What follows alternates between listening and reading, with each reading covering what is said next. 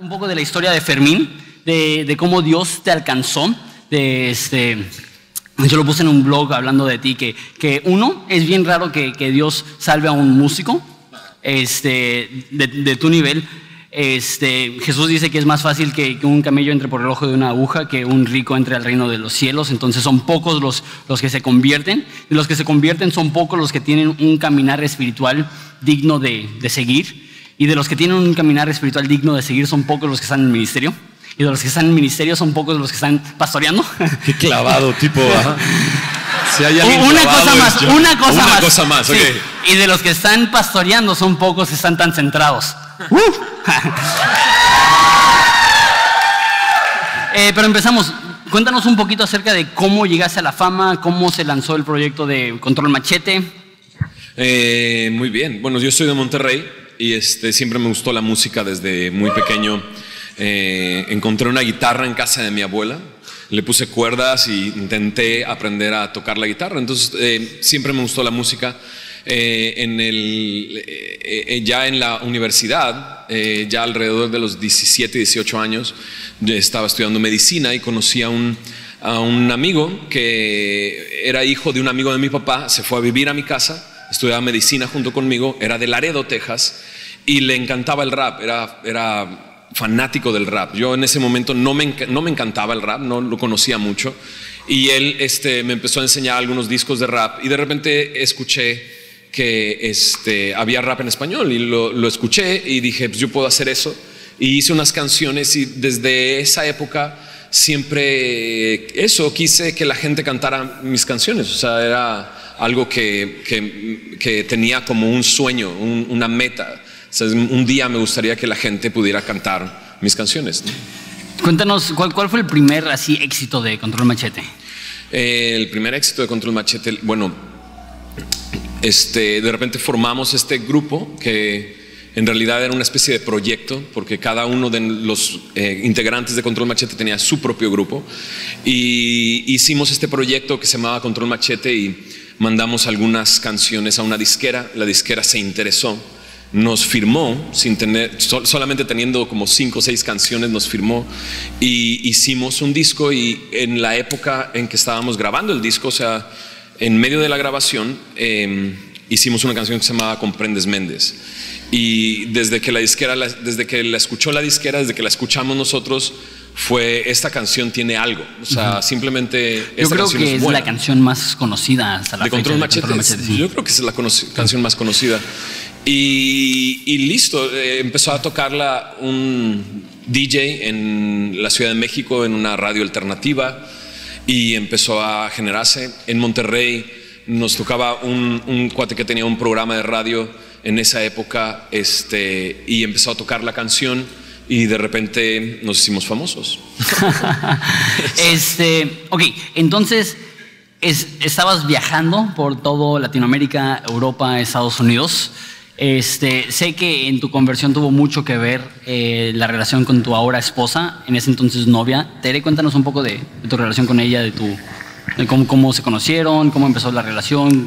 Exacto, comenzamos a viajar, nos hicimos famosos, y quiero que entiendas que en Monterrey no hay nadie famoso más que Tatiana, ¿sabes?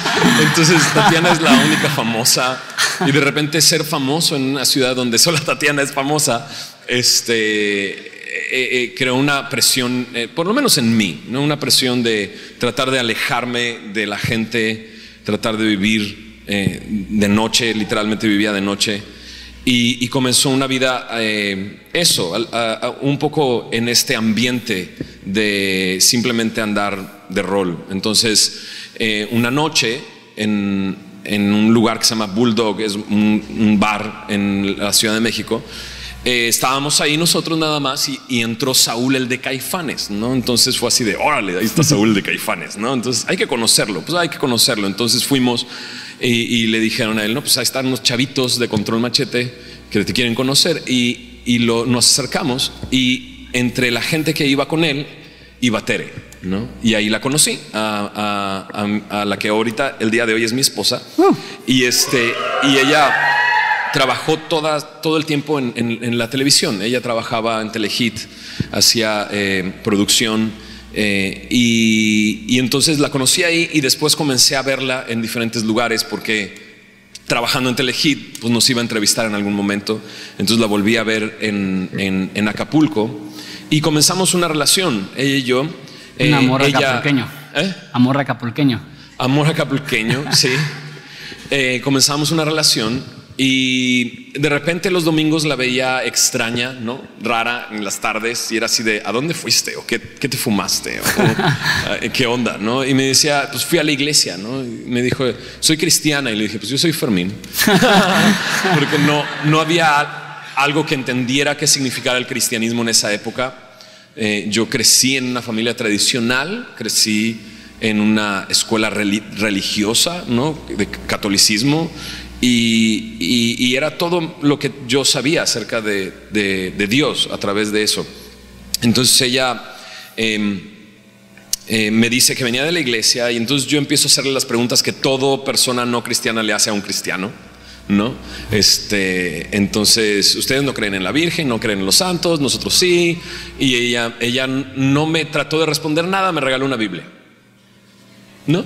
Y me regaló una Biblia. Y entonces yo dije, sí, ¿quieres que yo busque? Pues yo busco, ¿no? Y empecé a buscar en el Nuevo Testamento cosas que me habían enseñado de niño, que me las habían enseñado como algo que al menos yo creía que estaban en la Biblia. Y empecé a buscarlas y no las encontré. Me sentí defraudado. Pero gracias a Dios que no me quedé nada más con el sentirme defraudado, sino que empecé a leer cosas que me interesaron. Y le dije, llévame a tu iglesia, ¿no? Entonces fui a la iglesia. Una primera vez, era la época de Control Machete, cuando Control Machete era famoso, era el año 99. Y entonces nadie me saludó, nadie se acercó, oye, ¿qué tal? Bienvenido. Nadie me dijo bienvenido. Me senté en una fila y yo estaba ahí sentado y de repente veía ¿andan armados? y veía cabecitas así asomándose para verme, ¿no? Y yo así de, ¿qué le pasa, no? Entonces todo estaba en contra, ¿no? Pero escuché el Evangelio y me atravesó saber una cosa, que Dios quería tener una relación conmigo, porque mis relaciones continuamente estaban rotas y era por mi culpa. Y entonces de repente decir, Dios quiere tener una relación contigo, lo primero que pasó por mi mente es, no me conoce, porque si me conociera sabría que va a salir lastimado si se relaciona conmigo, ¿no? Porque todos salían lastimados de tener una relación conmigo. Y entonces, pero una y otra vez que fui a esa misma iglesia, las 4 veces que fui, las 4 veces dijeron lo mismo: Dios quiere tener una relación contigo a través de Jesús. Y la cuarta vez que fui, tenía que ser la cuarta, soy Fermín Cuarto. La cuarta vez que fui, la cuarta vez que nada que ver, nada que ver, andar bro. contigo, bro, se me pega. Los chistes malos se los me pegan chistes contigo. chafas. Pero los ensenadenses, mira cómo se ríen, son bien amables. Pues es que ya dije que Ensenada es la mejor ciudad del mundo, por eso. Amén, amén. Entonces la cuarta vez que fui, volví a escuchar el mismo mensaje y lo creí. Simplemente levanté mi mano, le entregué mi vida a Cristo. Y el Espíritu Santo vino en mi vida, en el sentido de todo creyente. Cuando cree, el Espíritu Santo viene y hace morada en él. Yo traté de seguir mi vida como la vivía antes y ya no era disfrutable. Fumar mota ya no era disfrutable. Ponerte borracho, ya había algo que me impedía disfrutar las cosas que antes disfrutaba y dije, ya me echó a perder. No te quiero interrumpir. Pero yo creo que aquí hay muchas personas o que fumaban marihuana o que se emborrachaban, o que están haciendo eso, pero no creo que haya personas aquí que hayan tenido el éxito que tú tienes, y muchas personas quieren, anhelan, desean así ser famosas, que la gente los reconozcan. Y sé porque he hablado contigo y he escuchado tu testimonio varias veces de que tú tenías todo eso y nunca sentiste ningún tipo de llenura por eso, al contrario, como que cuéntanos de eso. Sí, cada vez me estaba creciendo más un orgullo en mí, ¿no? Y eso, nada era suficiente, ¿no? Siempre era algo más y nada era suficiente. Solamente una relación con Cristo fue algo que me llenó. O sea, fue como eso, una sensación de llegar a casa, de estar en el lugar donde tienes que estar. Y yo sé, yo me subía literalmente al techo de mi casa, fingía estar en un concierto, ¿no? Imaginándome la gente aplaudiéndome a mí y cantando mis canciones. Pero cuando fui a esa iglesia, estaban cantando igual que como cantamos hace unos momentos, y yo los veía cantar y veían el techo, y yo así de, ¿qué hay en el techo? O sea, ¿qué están viendo ellos que yo no estoy viendo? ¿A quién le están cantando? Porque veía que la gente que estaba aquí no estaban cantando con ellos, o sea, no estaban cantando las canciones de las personas que estaban cantando, ¿sabes? Sino que todos en conjunto estaban cantando algo que yo no sabía, que yo no conocía y que yo no percibía ni siquiera. Y eso fue un impacto para mí, porque yo conocía los escenarios y sabía de qué se trataba, y se trataba de mí, ¿sabes? Pero de repente darme cuenta que no se trataba de mí fue algo muy, muy impactante para mi vida, ¿no? Entonces conoces a Jesús en esta iglesia y sé que fue una transición no de la noche a la mañana, como algunas personas que de repente ya dejan de tomar, dejan de fumar, dejan de decir malas palabras, dejan así en seco su vieja vida y de repente ya son bien cristianitos. Sé que tú tuviste una experiencia diferente. Cuéntanos un poco de eso. Bueno, estaba pues más cerca de aquí, en San José, California, terminando una gira de el Grab Tour, ¿no? Que en esa época se hizo una gira con puros grupos latinos, y terminamos en Hollywood, haciendo un show ahí en Hollywood, pero el show anterior era en San José, California. Y Tere, que ya sabía que yo era cristiano porque había ido a su iglesia, ¿sabes? Y que cada vez me preguntaba, ¿ya no estás fumando? Y yo todo drogado, no estoy fumando, ¿no?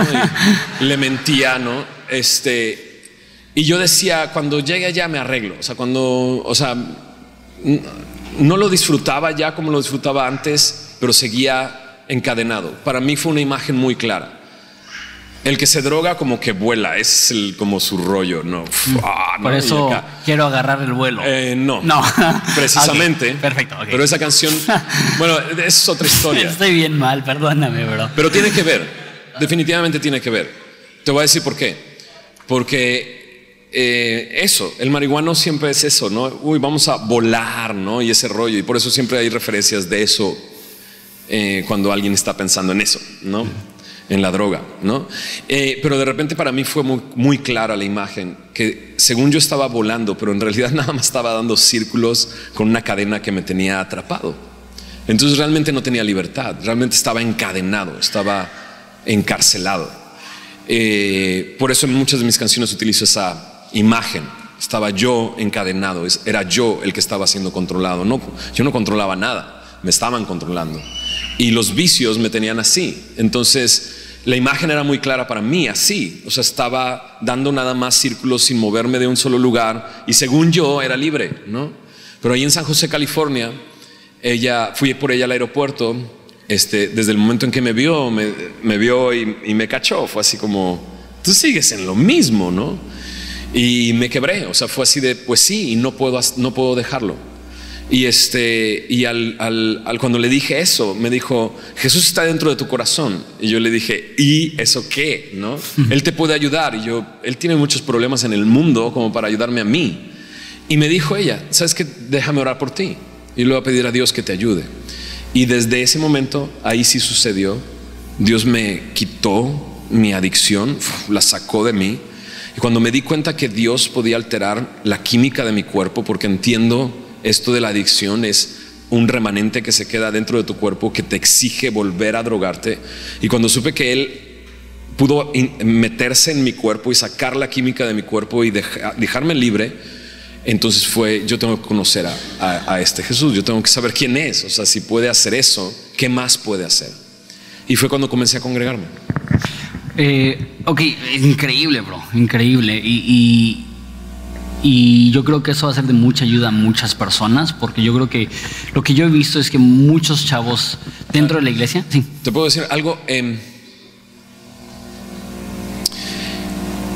Cuando Tomás, no está en el momento en que Jesús aparece a sus discípulos resucitado, él duda, ¿no? Él dice, si yo no meto mis dedos en sus llagas, mi mano en su costado, no voy a creer. Dice Tomás, ¿no? Y a la siguiente semana Jesús aparece y ahí está Tomás. Y es increíble, Jesús sabe lo que Tomás dijo y simplemente lo aborda y le dice: Tomás, aquí están mis llagas, mete tus dedos y mete tu mano en mi costado y cree, no seas un incrédulo, ¿sabes? Y Tomás necesitó el que Jesús hiciera algo para creer, ¿sabes? Y yo creo que no necesita Jesús hacer nada para que tú creas. Pero en mi caso, Él me permitió ver su poder para que mi fe creciera, ¿sabes? Pero no necesariamente tiene que suceder algo impactante en tu vida.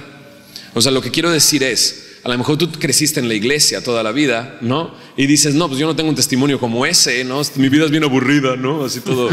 No me ha pasado nada nunca y no sé qué. ¿Sabes? La misma gracia que me sacó a mí de las drogas es la misma gracia que te está sosteniendo a ti y guardándote a ti.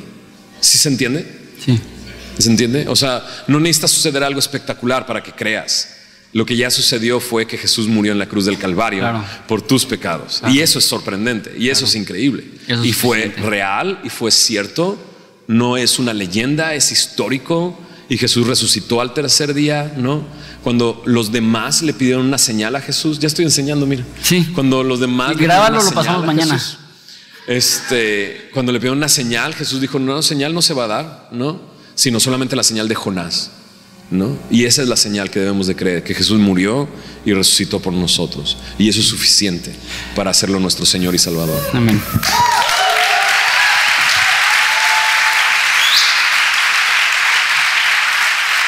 Y te conozco y sé que ese es tu corazón, y creo que eso, que Jesucristo muerto, resucitado, viviendo a la diestra del Padre, intercediendo por nosotros, podemos tener salvación en Él.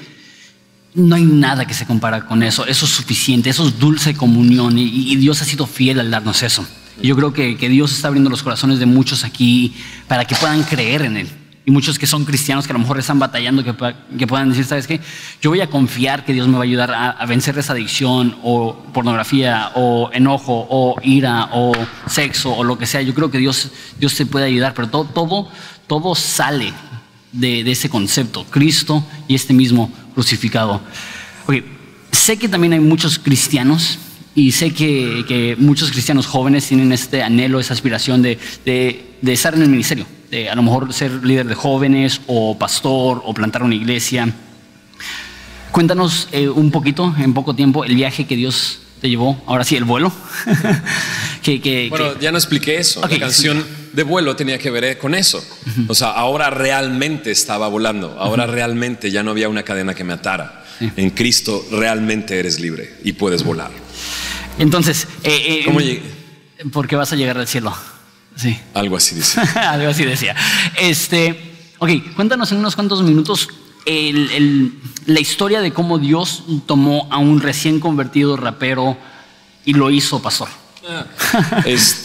Ok, yo recibí un consejo en Tijuana. Vine a dar mi testimonio a Tijuana. Un amigo mío, César Garza, me invitó a un congreso que hacían ellos, y sin anunciar simplemente me presentó y conté mi testimonio. Pero ahí conocí a un hombre que me dio el mejor consejo que pudo haberme dado, que fue: discípulate, ¿no? Yo no tenía ni idea que era discipular. O sea, era como: órale, pues discípulate, pues órale, eso es lo que tendré que hacer. Él me dijo esto, me dijo: tú eres famoso, eres rapero, y seguramente la gente va a querer escuchar tu testimonio, y las iglesias te van a querer invitar a sus iglesias a dar tu testimonio, pero si tú no te arraigas, o sea, echas raíces y te discipulas, te vas a morir. O sea, dentro de 2 años no vamos a saber nada de ti, ¿no? Entonces lo que tienes que hacer es conseguir a alguien que te discipule, ¿no? Entonces, una semana antes había conocido a mi pastor Héctor Hermosillo. Entonces una semana después de que me da ese consejo, me casé, nos fuimos de luna de miel. Cuando regresamos, fuimos a casa de Héctor y le dije: ¿me puedes dar clases de Biblia? Y me dijo: pues no tengo ningún salón de clases, no tengo pizarrón. Si quieres, vente a vivir a Cuernavaca y abrimos la Biblia y nos tomamos un café y conocemos a Jesús. Jesús así discipulaba a sus discípulos, ¿no? Viviendo con ellos. Es que vente a vivir para acá. Y literalmente nos dejamos lo que estábamos haciendo y nos fuimos a buscar una casa en Cuernavaca, así de locos. Tomamos una decisión así radical. Ya teníamos todo para vivir en Monterrey, pero en ese momento no había nada que en Monterrey me pudiera dar lo que yo necesitaba, que era conocer más de Jesús. Y entonces me mudé a Cuernavaca y él comenzó a enseñarme la Biblia verso a verso, a estudiar la palabra. Y Dios estaba haciendo algo, porque yo no sé por qué razón él decidió, el primer libro que me enseñó fue Primera de Timoteo, Segunda de Timoteo y Tito. Y si tú lo sabes, son cartas pastorales, son cartas de un pastor a un pastor más joven. Yo no sabía que era eso, ¿no? Simplemente estábamos estudiando y después de ahí nos fuimos a Primera de Corintios, que es una carta de doctrina, ¿no? Y creo que Dios estaba preparándome para algo. Después de 5 años de estar en esa iglesia, de yo pues lavar baños, era muy chistoso llegar a la iglesia y tener que lavar los baños. Y me decían, me acuerdo la primera vez que fui a lavar baños, me dijeron, no, pídeles en el baño de mujeres el agua, porque solamente allá hay agua, ¿no? Entonces les grité, ¿me pasan agua? ¿No? Y sale María del Sol, ¿no? Dándome la cubeta, y fue darnos cuenta, esto es lo que tenemos que hacer, esto es lo que debemos de hacer, servir al Señor. Y después de 5 años mi pastor, Dios lo llama a irse a Chicago y simplemente me dijo, yo creo que Dios te está llamando a pastorear la iglesia, como ves. Y yo con mi bocota dije, va. y así le dije, va. Y decidí sentarme en primera fila y ver qué es lo que Dios quiere hacer a través de nosotros. Y ya llevamos 8 años pastoreando. Entonces me dijo una vez, vamos a poner un instituto bíblico. Y yo le dije, órale, qué padre, así puedo meterme al instituto bíblico. Me dice, no, tú vas a ser un maestro. Y yo, ¿qué? O sea, yo primero tengo que prepararme. Y él, no, tú vas a aprender así, ¿no? Y yo, ¿qué? Entonces la primera boda que fui fue mi boda cristiana. La segunda boda la oficié yo. El primer funeral cristiano al que asistí lo oficié yo. Y no tenía ningún manual ni nada, simplemente abría la Biblia y era lo que el Señor me decía que tenía que hacer. Y comenzó mi vida a funcionar de esa manera. El día de hoy estamos pastoreando ahí en Semilla de Mostaza, México, en la avenida San Antonio, y ahí en la Ciudad de México, y Dios ha hecho grandes cosas. Y la verdad, muchos hemos sido bendecidos por el contenido que está produciendo Semilla México, en el internet, blogs, YouTube, todo. Entonces, gracias, yo creo que de parte de todos por todo el contenido que están poniendo. Gracias personalmente por aceptar venir y bendecirnos con, gracias a Dios, con la enseñanza, con el concierto que vas a dar.